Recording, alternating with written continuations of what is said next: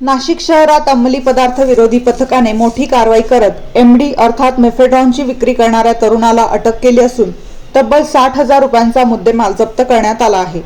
माननीय पोलीस आयुक्त संदीप कर्णिक यांच्या आदेशान्वये शहरातील ड्रग्ज पेडलर आणि सप्लायर यांच्यावर कडक कारवाई सुरू आहे।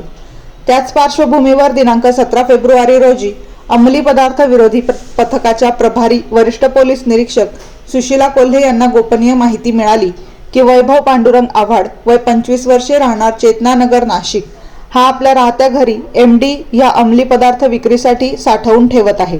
माहितीच्या आधारे पथकाने कौशल्यपूर्ण सापळा रचला। पोलीस श्वान पथकातील जॅक या श्वानाच्या मदतीने घराची झडती घेण्यात आली। यावेळी 7 ग्रॅम वजनाचा अंदाजे 35,000 रुपये किमतीचा मेफेड्रॉन जप्त करण्यात आला। तसेच इतर 25,000 रुपयांचा मुद्देमाल हस्तगत करून 60,000 रुपयांचा माल जप्त करण्यात आला। या प्रकरणी इंदिरानगर पोलीस ठाणे येथे गुन्हा दाखल करण्यात आला असून पुढील तपास सुरू आहे। ही कारवाई पोलीस आयुक्त संदीप कर्णिक, पोलीस उपायुक्त गुन्हे शाखा किरण कुमार चव्हाण आणि सहाय्यक पोलीस आयुक्त गुन्हे शाखा संदीप मिटके यांच्या मार्गदर्शनाखाली अंमली पदार्थ विरोधी पथकाने यशस्वीरित्या पार पाडली आहे।